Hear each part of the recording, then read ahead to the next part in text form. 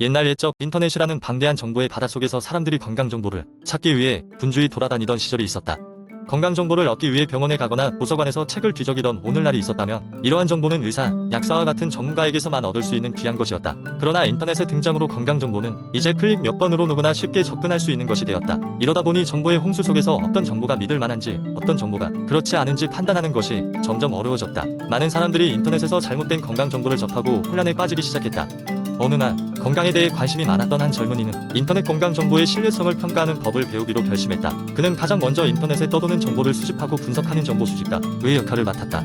인터넷 포탈, 건강 관련 사이트, 블로그, 그리고 소셜미디어까지 그는 다방면에서 정보를 수집했다. 다음으로 그는 정보의 출처를 검토하기 시작했다. 많은 정보들은 출처가 불분명하거나 심지어 존재하지 않기도 했다.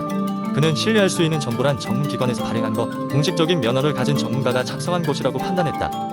정부기관이나 대학, 그리고 세계적으로 인정받는 의학 저널들이 그에게는 우선적으로 신뢰할 수 있는 출처였다. 출처 검증을 마친 후 그는 콘텐츠의 질을 평가했다. 많은 사이트들이 자극적인 헤드라인과 화려한 이미지로 대중의 관심을 끌었지만 실질적인 내용은 빈약하거나 틀린 경우가 많았다. 이 젊은이는 중요한 것은 콘텐츠가 과학적 근거에 기반하여 작성되었는가를 따지는 것임을 깨달았다. 또한 좋은 정보는 명확하고 일관된 언어로 전달되며 지나치게 전문적이기보다는 이해하기 쉬워야 한다고 생각했다.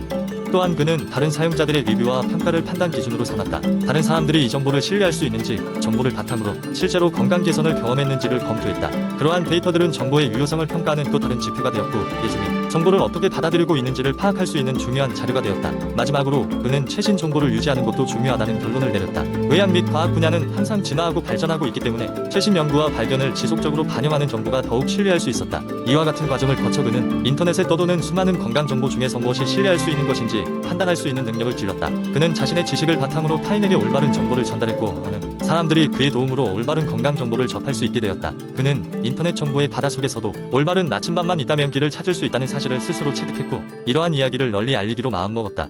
각자의 건강을 책임지는 현대 사회에서 건강 정보를 올바르게 평가하는 능력이 얼마나 중요한지를 깨달은 그 젊은이는 그렇게 인터넷 건강 정보의 파수꾼이 되었다. 두 번째 이야기. 김철수 씨는 평소에 건강에 대해 많은 관심을 가지고 있는 40대 직장인이다. 그는 매일 아침 출근 전 조깅을 하고 식단 관리에도 많은 신경을 쓴다. 그러나 최근 스트레스가 많아지고 피로가 점점 쌓이면서 건강 상태가 예전만 못하다는 느낌을 받았다. 그래서 인터넷 피로 회복이라는 키워드를 검색하기 시작했고 다양한 건강 보충제 광고들이 그의 눈에 들어왔다. 그중 하나가 활력 충전 비타민 X라는 제품이었다.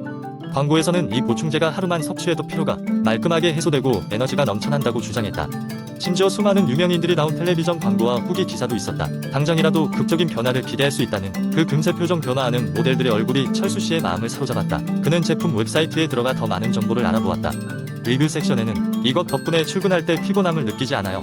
라거나 밖에 나가 운동할 수 있는 에너지를 얻게 되었어요. 라는 긍정적인 후기가 넘쳐났다. 하지만 한편으로는 오히려 잠을 설쳤어요. 라거나 효과가 전혀 없어요. 같은 부정적인 후기도 존재했다. 걱정이 됐던 철수 씨는 지인들에게 조언을 구하기로 했다. 친구인 이민호 씨는 즉각적으로 말렸다.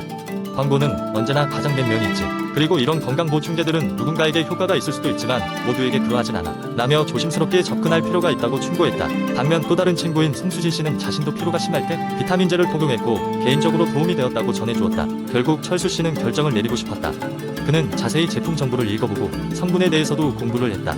또한 의사와 상담까지 하며 자신의 건강 상태와 이 보충제가 어떠한 상호작용을 할지에 대해 질문했다. 의사는 보충제의 성분 중 몇 가지가 철수 씨의 개인 건강 상태에 도움이 될 수 있지만 반드시 식단과 운동과 병행해야 한다고 조언했다.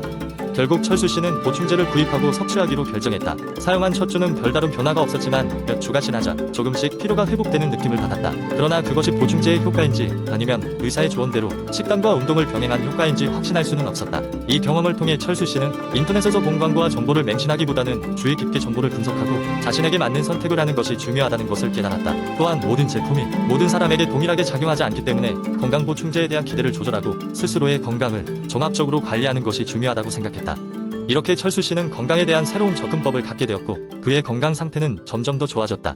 세 번째 이야기. 어느 여름날 건강한 생활을 결심한 수지는 채식 식단을 시작하기로 마음먹었다. 오랜 시간 동안 건강에 좋다는 이야기를 들어온 채식 식단을 경험해보고 자신의 몸이 어떻게 반응하는지 알아보고 싶었다. 수지는 채식을 선택한 사람들이 종종 건강해 보였고 여러 연구 역시 채식주의자들이 육식을 하는 사람들보다 심혈관 질환, 특정 암 종류, 그리고 당뇨병 발병률이 낮다는 점을 강조했기에 더욱 확신을 가질 수 있었다. 그러나 채식 식단에는 여러 가지 장점뿐만 아니라 잠재적인 위험도 존재한다는 것을 수지는 곧 깨달았다. 그녀는 처음에는 채식의 장점을 만끽했다. 최소한의 포화지방과 콜레스테롤, 그리고 섬유질이 풍부한 채식을 통해 에너지가 넘치는 기분을 느꼈다. 규칙적으로 변비가 걸리던 점도 많이 개선되었고 전반적인 소화가 한결 수월해졌다.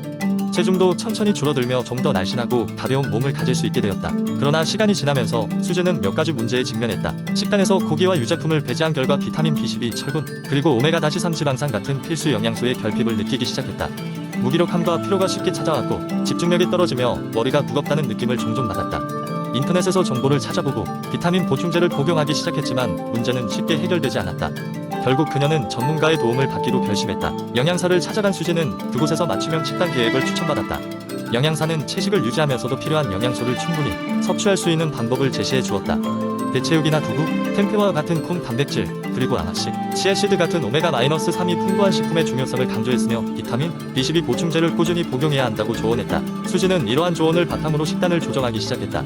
처음에 비해 다양한 식품을 접하며 채식 식단이 지루하다는 편견도 깨지고 요리를 시도할수록 점점 더 다양한 레시피와 맛을 경험할 수 있게 되었다. 그녀는 매주 장을 볼 때 새로운 야채와 음식을 탐색하며 지역 농산물 시장에서 신선한 제철 식재료를 구입하는 것에도 흥미를 느끼게 되었다. 이것은 단순한 식단 변화 이상의 것이었다.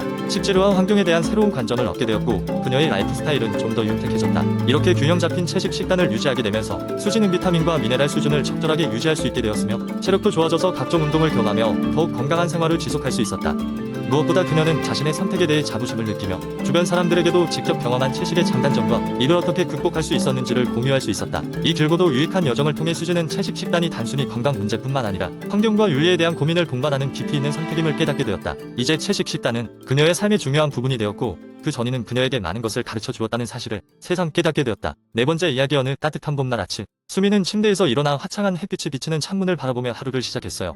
요즘 들어 건강에 대한 관심이 부쩍 늘어난 그녀는 오늘도 어김없이 건강한 식습관을 실천하기로 마음먹었죠. 그녀는 아침을 어떻게 시작하면 가장 활기차고 건강하게 보낼 수 있을지 고민하다가 건강 음료를 통한 하루의 시작을 떠올렸어요.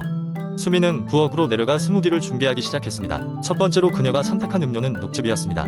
시금치, 케일, 샐러리 등을 믹서에 넣고 갈아 만든 녹즙은 비타민과 철분이 풍부하여 하루를 건강하게 시작할 수 있는 최고의 선택이었죠. 처음에 쓴맛 때문에 적응하기 어려웠지만 익숙해지니 이제는 하루라도 없으면 섭섭할 정도였습니다.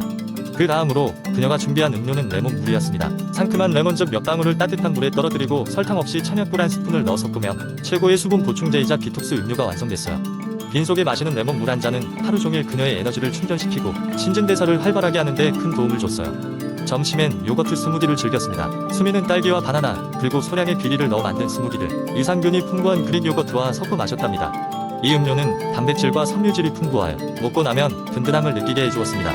게다가 맛도 좋아 그녀의 가족들 역시 즐겨 마시는 음료가 되었죠. 오후에는 녹차 한 잔으로 스트레스를 날려버리곤 했어요. 녹차는 카페인이 함유되어 있어 오후에 나른한 시간을 깨워줄 뿐만 아니라 훌륭한 항산화 작용을 도와 특별한 건강한 활력을 불어넣어 주었습니다. 그녀는 녹차를 마실 때면 특별히 시간을 내어 다도와 함께 여유를 즐기는 습관을 가지게 되었죠.